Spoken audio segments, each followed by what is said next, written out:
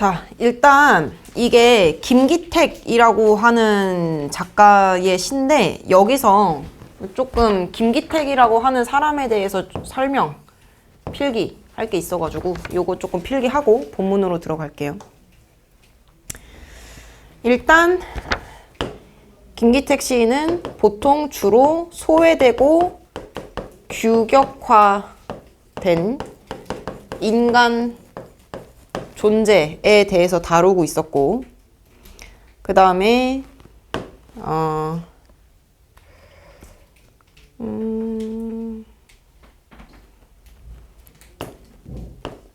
우리 일상 생활 속에서의 경이로운 생명력, 요거 이제 중심으로 진행되고 있다 라는 거 필기하시고,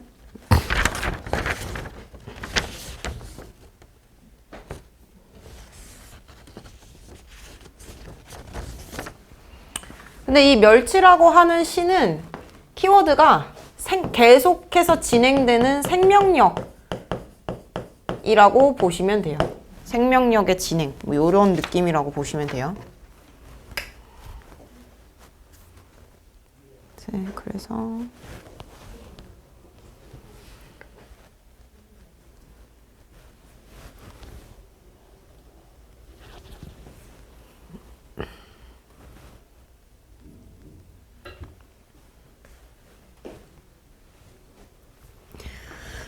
제목이 멸치인데 살아있는 멸치를 보는 게 아니라 그 집의 식탁 위에 있는 그런 딱딱한 멸치볶음, 뭐 요거 중심으로 보고 있다고 생각하시면 되세요. 자, 굳어지기 전까지 저 딱딱한 것들은 물결이었대. 그러면 굳어진 거는 뭐냐면 이미 생명력이 없어진, 이거는 이제 생명이 없어진 거. 근데 물결은 생명.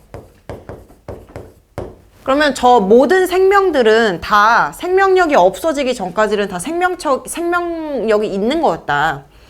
파도와 해일이 쉬고 있는 바닷속에 지느러미의 물결 사이에 끼어서 유유히 흘러다니는 바닷속에 흘러다니던 무수한 갈래의 길이었어.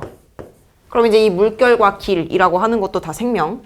그래서 그물이 물결 속에서 멸치들을 떼어냈고 햇빛의 꼿꼿한 직선들 틈에, 왜냐면 일단 멸치를 말려야 될 거 아니에요. 그 말리고 부드러운 물결은 팔딱거리다가 길을 잃었을 것이다. 그래서 바람과 햇볕이 달라붙어 물기를 빨아들이는 동안 바다의 무늬는 뼈다귀처럼 남아서 멸치의 등과 지느러미 위에서 딱딱하게 굳어갔던 것이다. 를 통해서 멸치 건조하는 과정이라고 보시면 돼요. 그리고 그러니까 물리적으로는 멸치가 건조되는 과정이면서 동시에 생명력이 빼앗기는 과정이기도 하겠죠.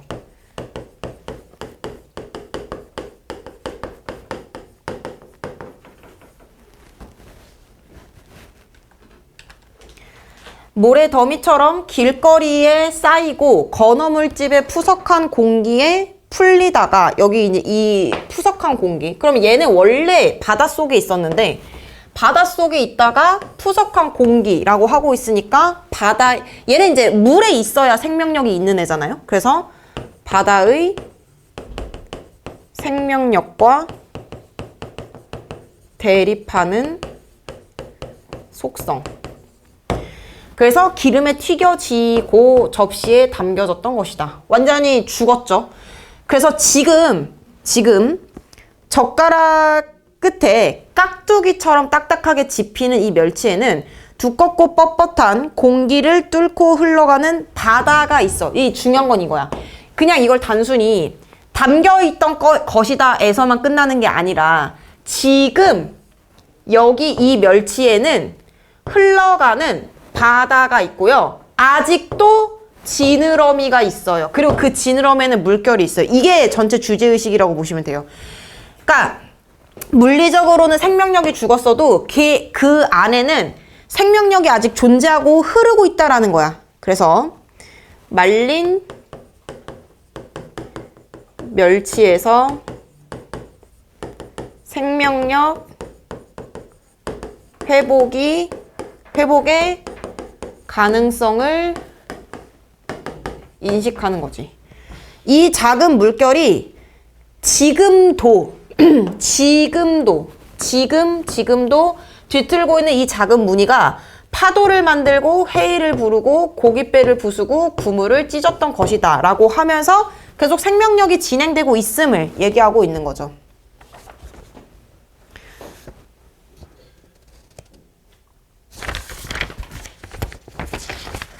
그래서 요 정도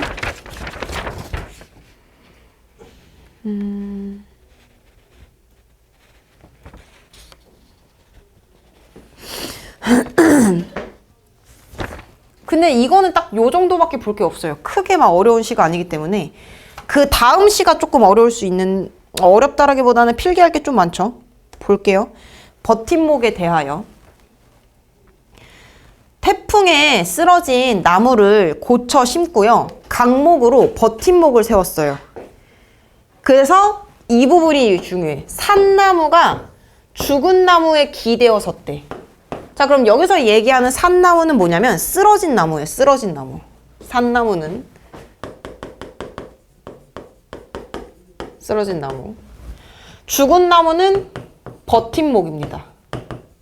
그러니까 이 버팀목을 세워서 나무를 고쳐 심고 버팀목을 이렇게 고정을 시켜뒀다라는 거야. 그러면 일단 이 버팀목은 딱 봐도 지탱해주고 무엇인가에 희망을 주는 존재로 진행이 되겠죠. 근데 여기 지금 산나무가 죽은 나무에 기대어 섰습니다 라고 하는 거 중요 포인트. 삶이란 본질적으로 죽음에 빚진 채 영위되는 것을 시사한다. 이게 그 뜻이에요. 살아있는 게 죽었다라고 하는 것에 기대어 있다라는 것 자체가 우리는 죽음이라고 하는 거에 빚져 있다. 요거라고 보시면 돼요. 그래서 고쳐 심고요. 얘는 기대고 있어요. 그렇듯 얼마간 죽음에 빚진 채 삶은 싹이 트고 다시 잔뿌리를 내립니다. 그러면 이 얼마간이라고 하는 시간은 산나무가 이제 의존할 수밖에 없는 기간으로 들어갈 거고, 이게 싹이 트고 그렇듯 죽음에 빚진 채 삶이라고 하는 거는 싹이 트고요. 다시 잔뿌리를 내려요. 거의 태풍에 쓰러졌었던 애가. 그래서 이거는 잔뿌리를 내립니다. 회복됐죠. 생명력이 회복되고 있음을 얘기해요. 그리고 빚져 있기 때문에 싹이 틀 수 있다고 얘기하는 거. 그래서 버팀목에 의해 생명력을 회복하고 있기 때문에 이를 강조하는 거지. 결국에 얘가 살 수 있었던 거는 버팀목 때문이라는 얘기예요. 그게 없었으면 살 수가 없었다라는 얘기예요.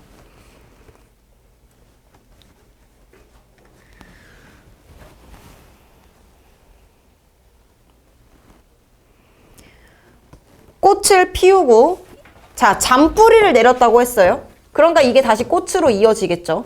꽃을 피우고 꽃잎 몇 개 뿌려주기도 하지만 어디에? 버팀목한테 뿌려준다라는 거야. 이거는 보답하고 싶은 마음이야.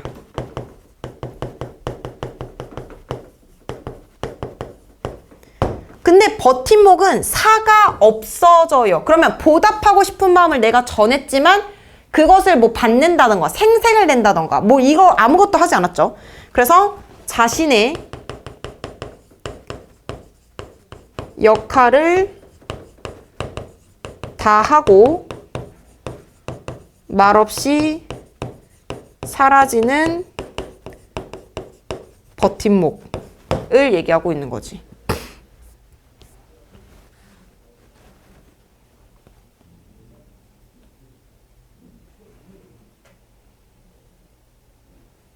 그래서 넘어가서 큰 바람이 불어와도 나무는 눕지 않아요. 자, 봐봐. 이제 물리적으로 버팀목은 없어요. 근데 나무는 눕지 않아요. 왜?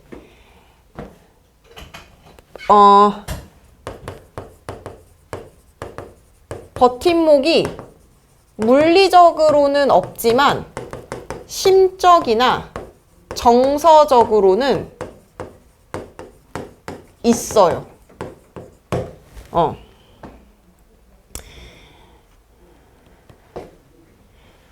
그래서 이제는 사라진 것이 나무를 버티고 있기 때문이거든. 사라진 것. 그게 버팀목이야. 즉, 내면의 힘. 내면의 힘을 강조하고 있고,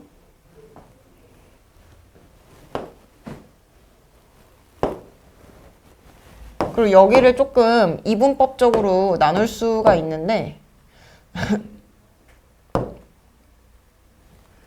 있기 때문입니다. 여기 요렇게 나뉘고 요렇게 나누고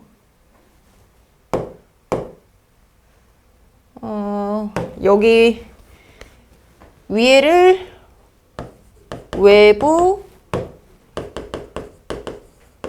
상황을 관찰하는 거, 그리고 이거를 나의 인생과 연결하는 거. 요렇게서 요렇게 가죠. 유추하고 연상의 비법으로 진행되고 있고, 내가 허이허이 길을 가다가 그리고 봐봐, 이 사라진 것을 아버지와 사라진 이웃들로 확장시키고 있는 거 확인하실 수 있어요. 결국에 이들도 삶을 버틸 수 있게 하는,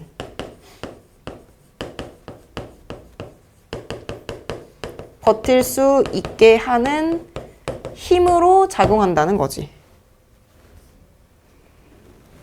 그래서 이 B 부분은 자신의 삶 또한 한때 자신을 지탱해 주었던 아버지와 이웃들에게 빚지고 있다고 생각해요. 그래서 언젠가는 누군가의 버팀목이 되기 위하여 살아가는지도 몰라. 언젠가. 이건 이제 나의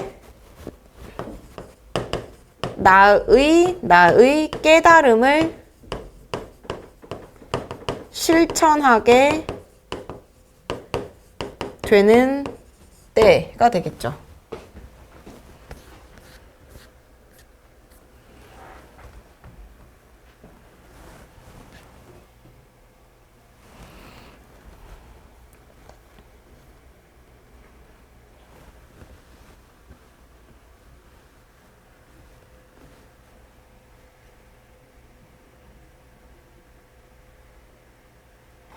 그 다음 정호승은 그 되게 유명한 작가이기도 하면서 그 내신에도 많이 나오는 뭐 슬픔이 기쁨에게 뭐 요런 것들. 그래서 정호승 시인의 키워드는 낮은 곳을 향한 사랑. 그리고 뿌리가 꽃이다 라고 하는 거는 역설이고요. 정호승.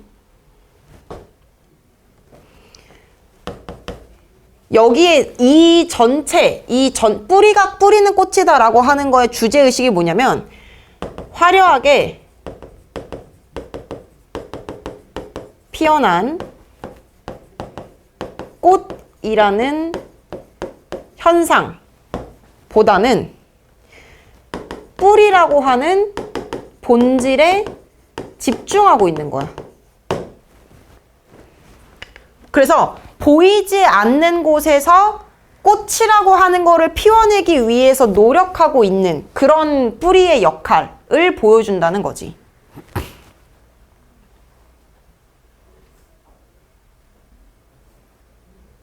됐어요?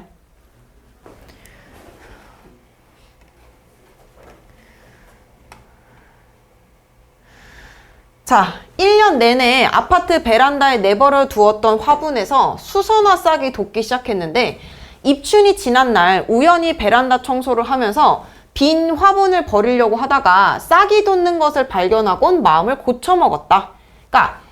그래서 싹은 점점 자라 꽃대가 올라오고 나중에는 수선화가 환하게 피어올랐는데 베란다 유리창 앞에 화분을 놓고 갓 피어난 수선화를 보고 또 보았다. 맑다 못해 투명해 보이기까지 하는 수선화의 연노란 꽃빛이 아름다웠고 마치 내가 보고 싶어서 나를 만나기 위해 어둡고 좁은 화분 속에서도 겨울을 견디고 피어났다고 말하는 것 같았다. 지난해 봄 영등포 거리에서 꽃대가 막 올라온 수선화 화분을 사서 시들 때까지 보다가 까맣게 잊고만 나는 수선화에게 좀 더 미안한 마음이 들었대. 내가 사는 아파트는 1층에 서양이어서 햇빛이 잠깐 들어오기 때문에 화초를 잘 두지 않고요. 얼마 전에 꽃망울이 맺힌 동백나무 화분을 옆집에서 얻어와 애지중지했는데 시들시들하가 죽었어. 그런 내 집에서 어떻게 수선화는 싹이 돋고 꽃대가 올라와 환하게 세상 꽃 피울 수 있었을까? 꽃을 피우기가 굉장히 어려운 환경인데 이게 어떻게 피울 수 있었을까? 그게 바로 뿌리 때문이라고. 그럼 이게 이제 전체 주제의식이 되겠죠. 수선화는 구근이 있기 때문에 모진 추위와 어둠 속에서도 꽃 피운 것인데 꽃이 진 뒤에 잎과 줄기가 마르면 구근을 수확해 말렸다가 다른 화분에 옮겨 심기를 해야 봄에 꽃이 잘 핀다. 그대로 두면 장마철에 구근이 썩어버릴 수도 있고 영양이 손실돼 구근으로서의 역할을 제대로 할 수가 없게 된다. 그런데 구근을 옮겨 심지 않고 그대로 내버려 뒀음에도 불구하고 수선화는 피어올랐다. 그것은 자신의 본분과 본질, 그러니까 이거는 무슨 얘기예요? 본분과 본질을 잃지 않으면 결실을 맺을 수 있다라는 거예요.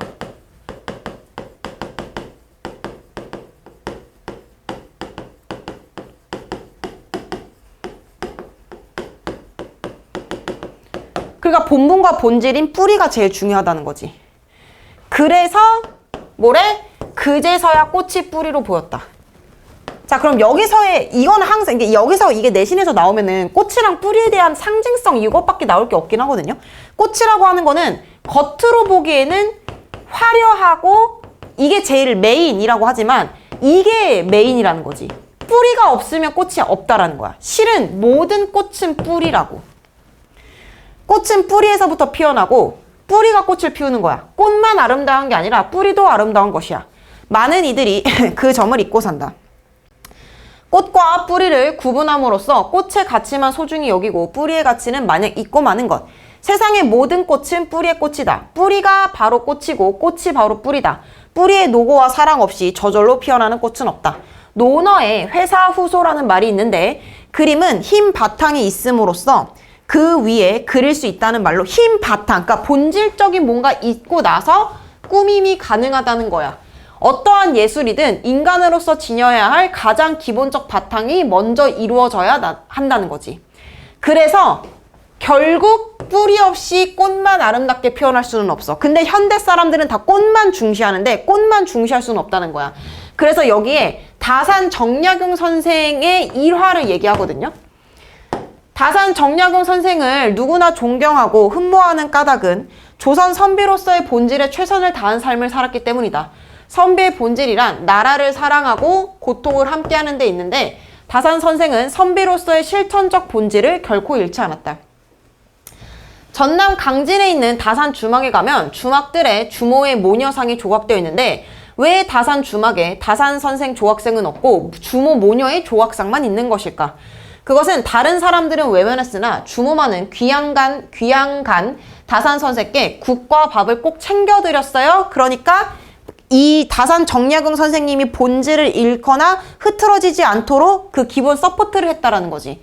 그래서 주모는 본질을 외면하지 않았고 그래서 실천적 삶을 살 수 있도록 하게 됐다고. 그래서 대화를 해요. 왜 아버지의 성을 더 많이 따르는가 하니까 아버지는 시초이기 때문이야.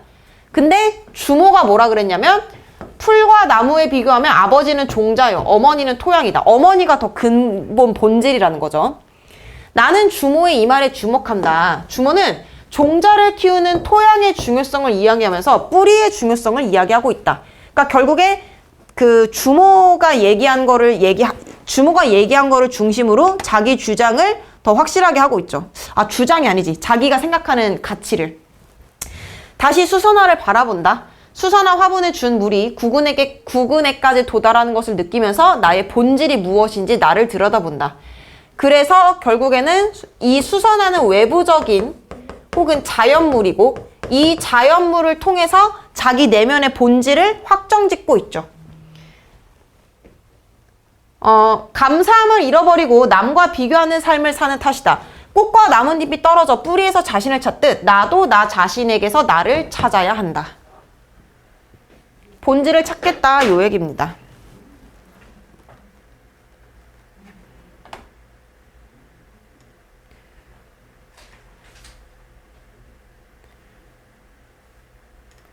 네, 뭐 보기는 딱히 볼 게 없으니까 여기서 마무리할게요.